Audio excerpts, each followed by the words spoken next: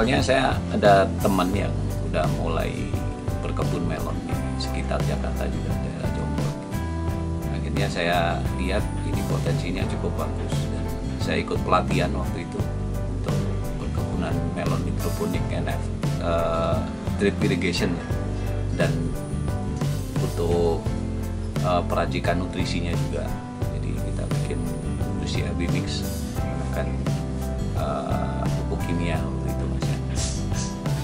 Selanjutnya saya coba di atap rumah tuh, kita coba bikin manfaatkan space yang di atas rumah pakai greenhouse kecil gitu dan hasilnya lumayan bagus. Itu ada banyak tetangga-tetangga yang tertarik untuk lihat dan beli gitu, bahkan Pak Lurah, Pak RT, RW semua datang gitu ke rumah. Dari situ kita cukup yakin, nah ini baguslah ini untuk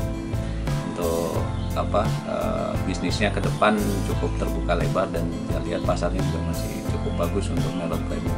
Dari informasi sebelum saya memutuskan untuk ke melon ini kan saya juga sempat riset ke beberapa tanaman, apa yang bisa saya kerjakan awalnya itu kan.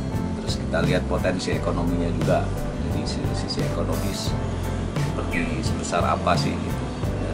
Dari lahan sekian ribu meter kita bisa menghasilkan sekian gitu dari tanaman-tanaman itu.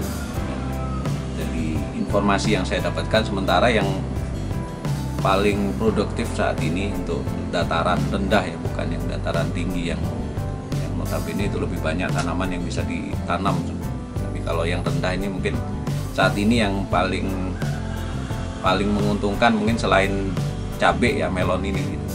Dan harganya stabil itu untuk melon hidroponik yang premium ya. Untuk 1 GH ini 300 meter itu idealnya itu bisa 1 meter persegi itu kan bisa ditanam 3 batang ya.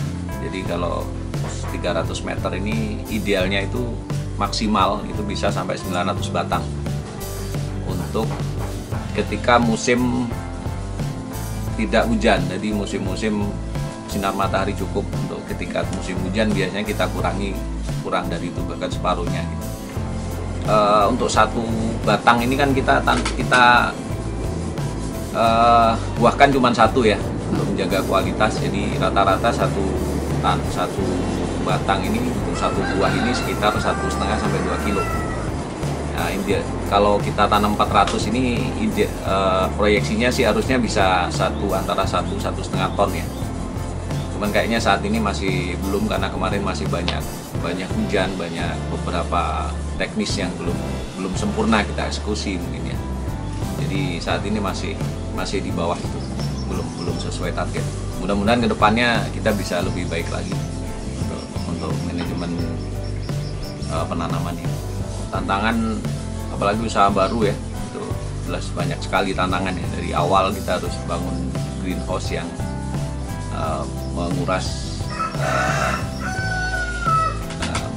modal lumayan besar gitu. Padahal kita juga baru pakai yang bambu ini, belum pakai besi yang lebih permanen gitu. Itu yang pertama, tantangan pertama untuk bikin greenhouse-nya itu yang menguras modal lumayan besar. Yang kedua, kita mendapatkan bibit berkualitas dengan harga yang terjangkau itu agak susah, karena harga bibit-bibit yang premium itu biasanya harganya lumayan. Untuk 100.000 packnya itu bisa di atas 2 juta, 3 juta. Itu yang perlu kita mungkin ada dari lokal, pembenihan lokal yang bisa menghasilkan jenis buah melon premium yang lebih terjangkau gitu, tidak impor lagi. Yang ketiga mungkin ya dari sumber daya manusia juga kita butuh pelatihan yang lebih intensif lagi, karena melon ini salah satu tanaman yang butuh perawatan ekstra gitu. Jadi nggak bisa ditinggal sebentar aja, itu udah banyak sekali kendala yang harus segera ditangani gitu. Kalau nggak lewat udah habis. Untuk saat ini kita masih ada 2 GH ini. Kalau di gilir kira-kira kita bisa panen antara 1 sampai 1,5 bulan sekali gitu. Sedangkan kita ada permintaan itu dari distributor buah itu, bahkan mintanya seminggu sekali kalau bisa ada suplai gitu. Jadi bagusnya sih, idealnya kita harus punya lebih dari 5 GH, termasuk satu tempat nursery untuk penyemaian gitu, supaya lebih efisien lagi. Jadi kita semai di tempat nursery, akhirnya kita bisa masuk di GH itu lebih cepat, kira-kira cuma 2 bulan gitu setiap GH. Untuk rencana ke depan yang lain ya, kita mau nggak mau untuk permintaan itu ya kita harus buka kemitraan dengan teman-teman owner GH yang lain gitu, saling sinergi lah, dan bisa saling support untuk penyediaan hasil panen kita masing-masing supaya terserap lebih bagus. Kita juga selain kita ambil ke off-taker, kita diambil off-taker, kita juga coba untuk bikin wisata petik melon. Jadi untuk meningkatkan